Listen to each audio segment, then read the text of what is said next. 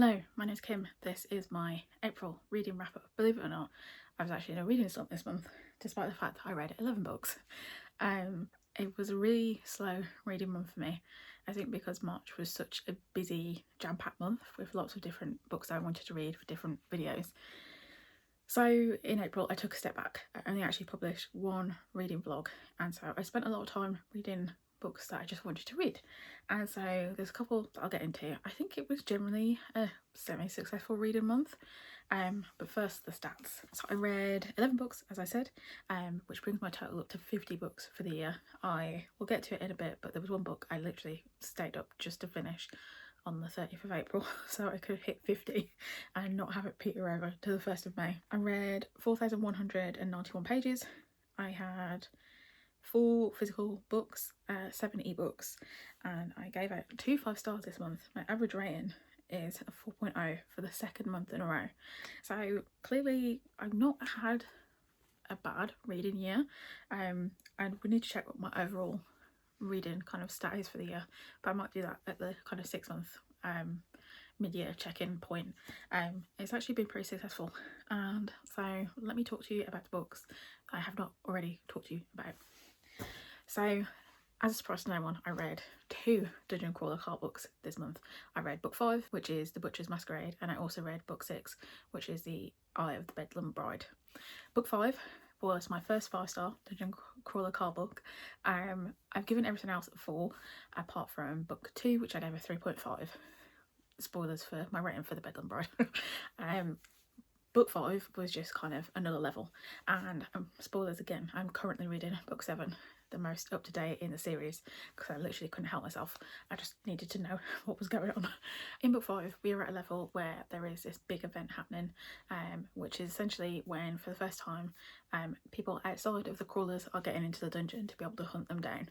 And so we've been building up to this for quite a while, and a lot of plot points did kind of culminate at this, where we have all these people who've been hunting and who've popped up in kind of the 4th book as well, who are hunting down the crawlers, and it really kind of blew up onto another scale, and things just started to kind of go everything in this book series is just kind of bonkers. Like, something happens and you're like, oh yeah, that was crazy, and then something else happens and you're like, wow, that was crazy too, and then it happens like 5 times in the same book, so you never know what you're kind of getting in for. But I just felt like that book was just so, there was so much going on, and I couldn't stop reading it. And I feel that way about the whole series, but book 5 in particular was really strong. Book 6 also again stepped it up a notch. I think I said before, but I really appreciate how these levels of the dungeon that are in between these kind of like core ones, like the one in book 5 and the one that we're at now, with the faction wars in book 7, there are really unique elements to them. So book 6 involves a kind of card game, kind of like Pokemon, where people get to collect cards and use them to fight. And so I appreciate that that's also quite a unique way to have the battles be different, because there are continuously battles happening throughout these books. As I said, I gave book 6, I'm getting confused about how many books there is, 4 stars as well. I was teetering on like a 4.5, and I was like, but it wasn't book 5 for me. I think book 5 has been like my favourite so far. We've just hit so much. I say it was my favourite so far. I think book 1 is still like, I really want to go back and read book 1, because sounds silly, book 1, you have no idea what's coming. You can see that there's things that are kind of maybe laying the groundworks for things that you don't know about yet, but book 1, it's almost it's so innocent. We're just in the dungeon, going down 2 floors, you know, fighting things, getting by. Oh my god, my cat can talk now. Like, it is so simple. And I think that going back and rereading, I think I'd probably end up giving book 1 5 stars. So I think I probably will do that at some point, because part of me wants to go back and read the audiobooks as well, or listen to them, sorry, because I know that they are really popular, and I think that's potentially something I would consider doing. I'm going to buy the hardcover copies, because I want physical copies, because I really enjoyed the series. So that is something actually I'm going to get on this weekend. So yeah, that's my review for book 5 and book 6 in the Dungeon Crawler Car series. Another series that I read books in this month was the Hunger Games series. As a surprise to no one, I also got on the Sunrise on the Reaping train, but I also had to get on the Ballad of Songbird and Snake train, because I hadn't read that when it came out. I have it on my Kindle, and I had it for probably about 2 years, but I just wasn't really that interested in reading it. I kind of had Hunger Games was like one of the fandoms that I was in when I was young, but I hadn't watched the films in quite a while, although Catch a Fire I do still love to this day. It's my favourite of the films and also the books. And so when the film came out for Ballad, I didn't watch it. I wasn't really, massively interested, but the hype around Sunrise on the Reaping was giving me major FOMO, and I was like, I'm reading this book, but I have to go right back and read Ballad because I'm the sort of person where I can't not do that. I need to kind of fill in those gaps. So I read Ballad. I gave it a 3-star, maybe a 3.5, but leaning towards 3. I thought it was a good book that gave us backstory to President Snow, to his upbringing, to kind of what made him the way he is. He is still a villain in this book. It's just that you can see the groundwork is kind of getting laid for who he becomes later in life. I think ultimately I just don't care about Snow as a person, or at least I'm not as invested in him as I was in Haymitch's story or Katniss's story. There is just, like, I know where his endpoint is, I know what he becomes.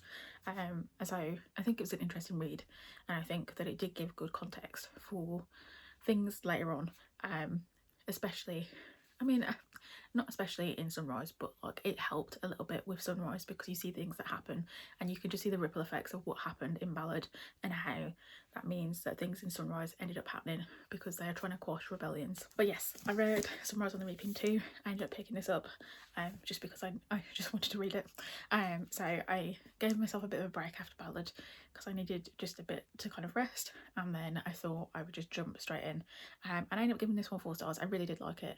I think that even though I don't think I would say that I was like majorly invested in Haymitch's story prior to reading this, I think something that a lot of people have said is that it makes you realise about how much is propaganda, because we know about Haymitch, we know about the force field, and we know that he's obviously an alcoholic, and that, he is that kind of mentor, a little bit of a comedic character in the main series, but when you see in here everything that happens that has led him to be the man that he is, you just think it's sad. It's sad, everything that he went through, but also the kind of machinations that were going on behind the scenes to actually understand that Haymitch has not just, ended up as part of this rebellion in the actual series. He has been part of this rebellion since the start, kind of an unwilling participant in a way. I love Maisley Donna. Maisley Donna is my girl. I really liked her comedic elements in this, and yeah, I did enjoy this one. The epilogue made me tear up a bit as well because I think it was very nostalgic. I think it would be interesting to go back and reread the Hunger Games series after having read Ballad and Sunrise. I don't know if I will, but maybe I'll just go back and watch the films because, like, I still think they're pretty decent films. But yeah, I did really like this, and it was a nice little wrap up to the series. Then another book that I read, well, a comic that I read, I should say, is called Darling and Her Other Names by Olivia Stevens. This is part 1 to a little comic that is created by a black author about a werewolf in the kind of Wild Western time period. It is very short, only 88 pages. I read it between Ballad and Sunrise, just because I wasn't really feeling reading anything else. I really like the art style. It has got there's a moment towards the end where there's this kind of really big climactic moment, and I loved the art at that moment. I can't really say too much apart from there's a lady who's a wolf and she meets someone and they're gonna go off and do other things, and because it's just part 1 of a comic, as I said, it's only 88 pages, and so there's more still to come, but I thought it was really nice. I gave that 4 stars as well. Then we get on to my next 5-star of the month, which is Out of the Drowning Deep by AC Wise.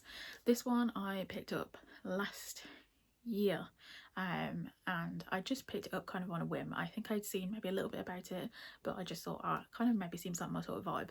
And in it we follow this scribe, which is this automaton who looks after this area called the Bastion, and at this Bastion there is a pope, and the pope is dead. Life imitates art. I should have realised that. And we find out that a couple of other characters, there's a character called Quinn who is going to investigate what went on there, and then we also meet this angel who, because angels exist in this world, who is very curious and answers Quinn's prayers, and they all kind of come together and are set to try and solve what happened to this pope. It's a novella, it's super short, and I thought it was a really well written novella. I think I said before, my kind of thing with novellas sometimes is that maybe they're not well established enough, and so that I'm not feeling like, you know, 100% about the plot elements of it. And yeah, elements of this probably could have been expanded a bit more, but I felt like so much was expanded in the kind of just under 200 pages that we did get to see. And it's no coincidence that nearly all of my 5 stars so far this year have ended up having some eldritch cosmic horror element. You've got this one, you've got the Haar, you've got But Not Too Bold. What else? What else have I read that I gave a 5-star? I've forgotten. Either way, it's no coincidence. And also like Dungeon Crawler Carl, which is not cosmic horror, but there is alien entities in that too. So yeah, as you can tell, it's my little niche, and I really enjoyed it. It took me by surprise actually. I wasn't expecting to love it as much as I did. I read it in one sitting. I do recommend this if you're interested in a really unique world building, and yeah, this one was a surprise. I really liked it. Then another little novella I read was In the Shadow of the Fall by Toby Ogundrian. This follows a character named Ashake, who's part of this temple that worships the Orisha, and she ends up leaving the temple because she is one of the only people who hasn't been spoken to by the Orisha, and she does something kind of catastrophic that ends up leading to her leaving and running away because she can't stand that she's one of the few people, one of the few acolytes who hasn't been able to ascend essentially. And from that, a lot of things start to unfurl and she finds out the actual truth about the temple and the outside world as well. This is, I believe it's a duology, and there's a second novella that follows it up. I gave this a 4. I thought it was, again, a novella that fit a lot into 150 odd pages. It was a really kind of interesting read. I thought it was quite well written. We find out a lot of different things that happen, and so I'd be interested to read the second book to see how it wraps up. And then my final book of the month was The Buffalo Hunter Hunter. This is what I was determined to finish, so that I could hit 50 books in 4 months. This, I am sure, probably needs very little explanation, but it follows the diary extracts of a Lutheran priest who encounters this Native American vampire called Goodstab, and Goodstab is retelling the tale of his life to the priest, who's named Arthur. And there is a few modern day perspectives because the diary has been found and it's been sent digitally to his great granddaughter named Etsy, who is kind of a bit of a failed academic, and she thinks that this might be able to help her in her career. This one is a chunky one, and I picked this one up because I'd read The Only Good Indians a couple of years ago, and I thought it was okay. I gave it 3 stars. Stephen Graham Jones has a way of writing. I think his writing style is very particular, and I think that comes across in here too. But I thought this one would be maybe more up my alley than some of the other ones that he'd published recently. And in a way, yes, I really did like the way in that this was told, in that it's a diary extracts that we have these alternating perspectives between Arthur the priest and what is going on in his present day, and then Goodstab's history as he talks about how he became a vampire, and his life and what he kind of aimed to do over the years up until the present day timeline that's in the past. And I really also loved the way that the vampire lore was written in this. I thought that was really unique. I thought it was a really good take on vampires, and so that I really enjoyed. I do think it is very slow burn, and so that is less of a favourite thing for me. I don't know whether I will pick up more Stephen Graham Jones, because I think that was kind of a similar thing with The Only Good Indians. They're both very slow burn books, although this one I think makes more sense just because of the way in which it's told, in terms of it being epistolary and everything like that.